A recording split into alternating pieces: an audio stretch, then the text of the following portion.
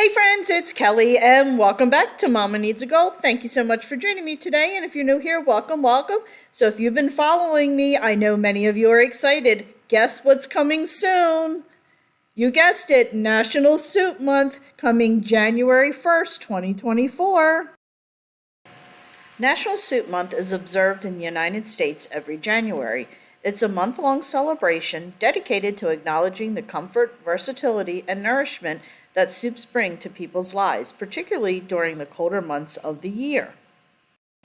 Whether it's a hearty stew, a creamy bisque, a traditional chicken noodle soup, or a spicy chili, National Soup Month encourages people to embrace the warmth and comfort that a bowl of soup provides while celebrating its diverse flavors and cultural significance.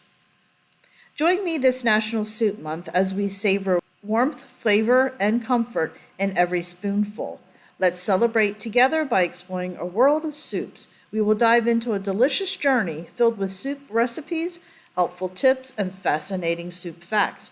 Don't miss out, and let's make this January extra delicious.